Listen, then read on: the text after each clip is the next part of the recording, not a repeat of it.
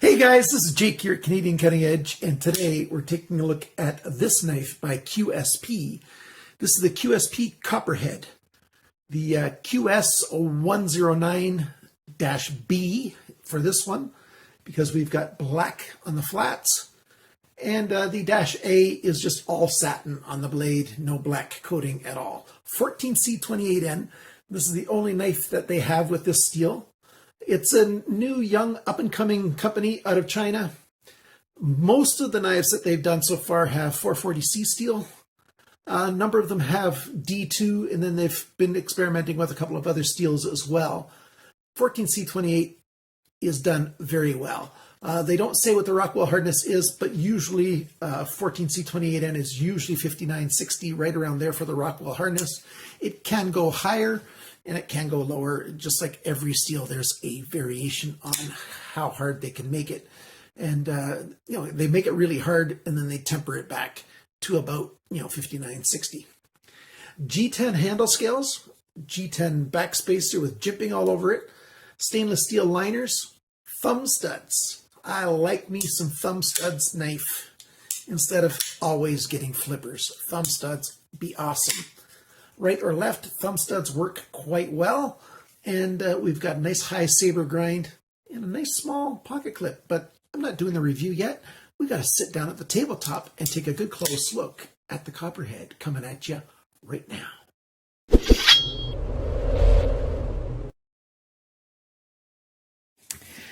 So there it is. Isn't that a nice looking knife? At least I think it's a nice looking knife.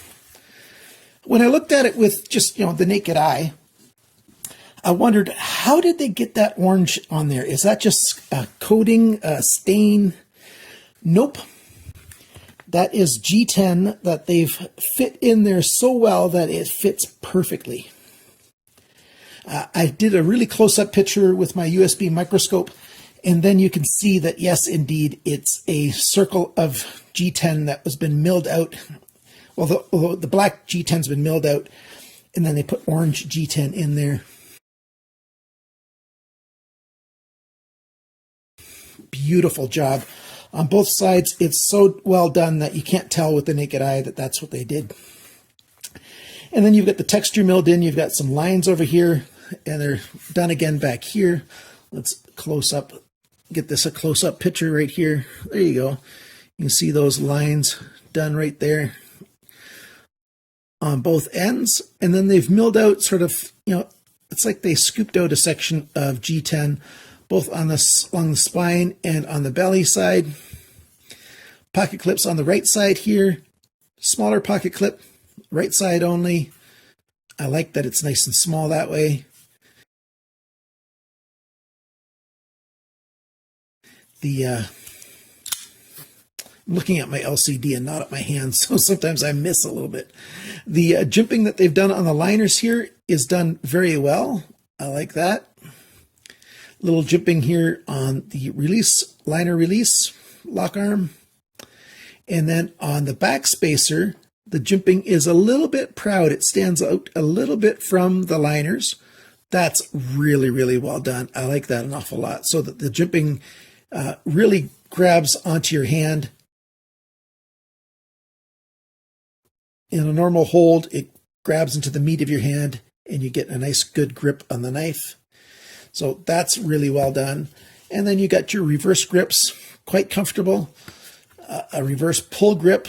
That one's not quite as comfortable unless you put your thumb over the end, and then it's very comfortable as well. Pinch grip. That certainly works. So a lot of different grips work just fine on this knife. Very comfortable. You've got a relief cut right there to get to the liner lock. So it's really easy to, unlock the knife when you've got it locked. Your thumb gets in there, and, you use your index finger up here, push up a little bit, and then close the knife. Really easily done. With the left hand, it's a little more tricky because you don't have quite as good access to the thumb stud, but it's pretty good access to the thumb stud right there. So flipping the knife open, lift with your thumb, and, just works very well, right or left-handed, in my opinion. It'd be nice if the pocket clip was right and left, but it's not bad.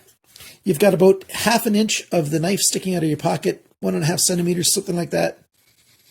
You've got some fine jimping on the spine of the blade right there for a thumb rest. That's done really well. I like that the thumb studs are right close to the spine, so that's actually becomes a rest area for your thumbs. See how my thumb impacts the thumb studs? So it acts a little bit like a thumb pad to give you a lot of good grip and, you know, a little extra control over the knife. So that's really well done. The edges of the blade here on the spine are chamfered off just slightly, just a really gentle drop point. And then you've got your saber grind in here, which is a flat grind. And it's a nice high flat grind. I like that an awful lot. And then you've got your cutting edge done here. Sharpener's choil, it's a little bit smaller than I would recommend a sharpener's choil to be, but you know, it's a pretty good job. The only way to keep with a small sharpener's choil like this is to have a more abrupt plunge, but this plunge is, you know, fairly gradual.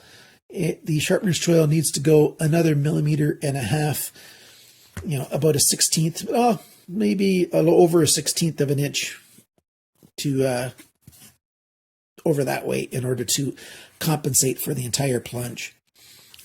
And yeah, but that's not bad. Not bad at all. So that's a very brief overview of the knife. And I'm going to just zoom in like this. So I think we're already ready for all the measurements and all the stats and specs on this knife here. Already talked about the blade and the Rockwell and everything on that. Done very well.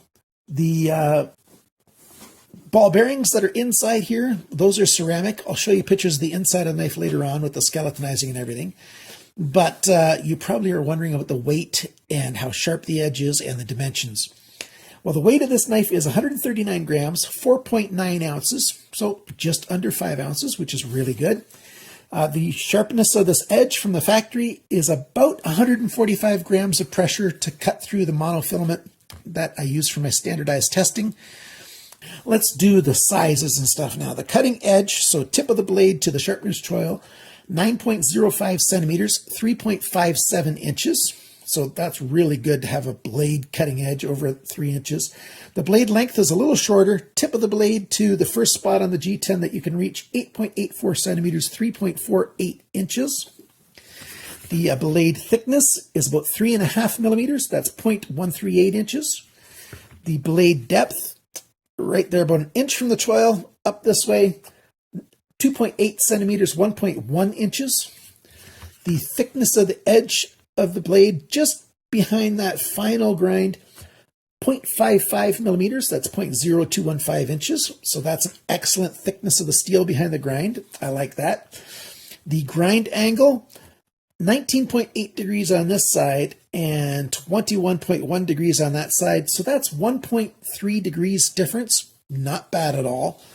For knives that are sharpened by hand, yeah, they've done a good job that way. Or better than the average, I should say. The average isn't all that good because there's a lot of brands that do a terrible job sharpening their knives as far as the grind angle goes. Let's talk about the handle now. The handle length is 11.9 centimeters, 4.68 inches. The grip area in here is 9.2 centimeters, 3.62 inches. The handle thickness is 1.5 centimeters, that's 0.59 of an inch.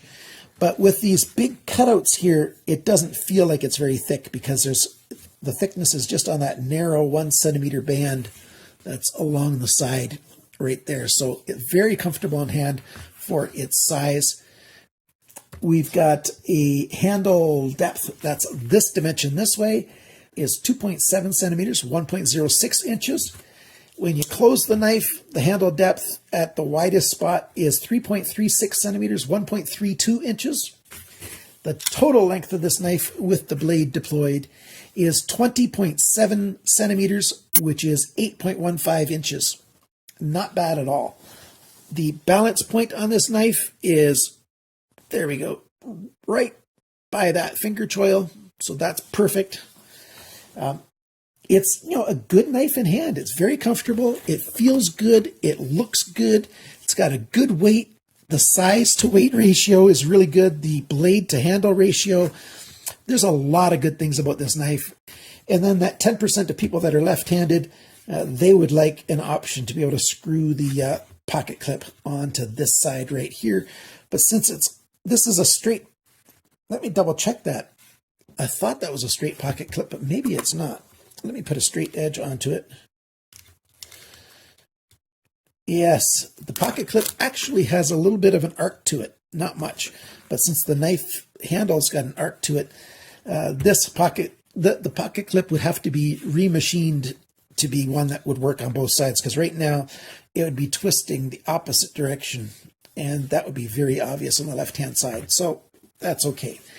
I really like this back spacer. Let me show you the picture of the insides of the knife, all the skeletonizing.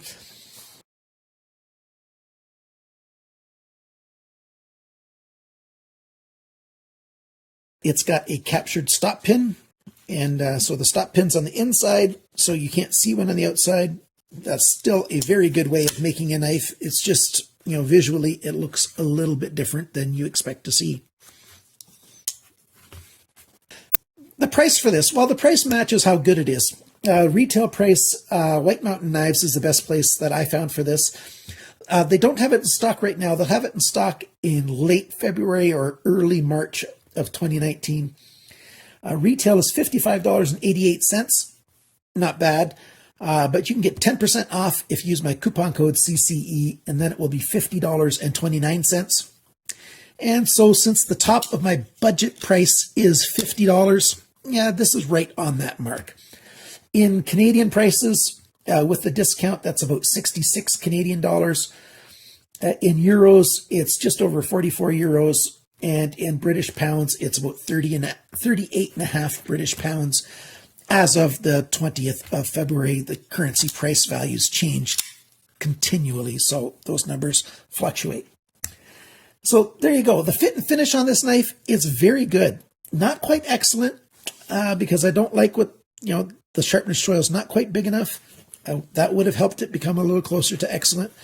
And, just one little thing is all it takes to keep a knife from excellency, but they've done a very good job on this. If they fix the sharpness choil, isn't that great? We've got ceramic ball bearings in there, and that really helps this knife a lot. Ceramic detent, and the detent is just great. It just sucks the knife in and holds the knife quite well. You really need to get at it, but once you overcome that detent, the knife blade flies out when you go to deploy the blade. So they've done a really good job with the detent. Blade alignment when it's closed is pretty close to perfect. Lock bar engagement is 100% engaged, but it's an early engagement. Not early as in bad, it's early as in lots of life to wear over and across the blade, but it's fully engaged, so that's excellent. Like I said, everything about this knife is just that one little notch away from excellent. So QSP, you guys have done a really good job. Being a young company, this Copperhead knife is very, very well done. I think you'd be smart to put this thing out in a couple more colors. I think you're going to get a lot of customers on this. White Mountain Knives, they sold out on them. They're looking for more. And I bet other vendors are selling out on this thing as well. Beautiful grind lines on the side of this blade. I usually don't like black coating, but we've got not an acid wash coating. They don't say what this coating is, and I haven't heard back. I didn't ask early enough to get response from them yet, if that's a titanium type coating or if it's some other kind of coating, but it's not an acid wash coating. Some other kind of coating is what it is. So I like that. I usually don't like black coatings, but this one I really don't mind. It really offsets that grind, and the grind line's beautiful. They did a great job on this grind, and I like that quite a bit. The blade stock stays total thickness until you get within an inch from the tip, and then you've got the taper coming down. So it's got a fairly strong tip, and it cuts like a workhorse. This is a very good knife indeed. The pros and cons, to summarize, I like that we've got a thumb stud knife and not another flipper. I like flipper knives. They're good, but thankfully some companies are still giving us nice thumb stud knives, I like that. The sizes and weights are all good. The backspacer jimping really helps to get a good grip on this knife. The lanyard hole has a perfect placement for it, nice and high and at the end of the handle. You can easily put 550 paracord through there. And, you know, the nice skeletonizing, solid lockup. Very nice knife. I could just go on and on, but I don't want to just be rambling. By the way, I've got my family coming over this weekend, so I might not have videos coming out this weekend much at all. And I might have this one just sort of delayed. Like after I finish it, I just might have it set to go live on Saturday. But I won't be responding to comments this weekend much at all because I'm going to be busy with my grandkids and my kids, of course, having a good time. If you like this knife, you know, consider getting one from White Mountain Knives. And if you use my coupon code, that lets them know that you're supporting Canadian Cutting Edge, and that will help them to continue to support me. But I got this knife directly from QSP at no cost, but I do my very best to give a thorough, clear, everybody's biased. Even if they pay for a knife, they're biased. You know, because you want to buy a knife, you spend your own money, your hard-earned money to buy a knife. You don't want to be made to look like you're an idiot buying a piece of garbage. So people who buy their knives and pay full price for them, they're biased too. They want to make themselves look like they do wise choices and stuff. You know, it's just the way of it. It's the nature of being human. We can't get away from being biased. And I just like to be totally clear and obvious about what's going on. And thank you for watching. Thank you to my Patreon supporters. You guys are the best of the knife guys, but the rest of you knife guys are awesome. If you need to contact me, you can email me at CanadianCuttingEdge@gmail.com or simply make a comment in the comment section below.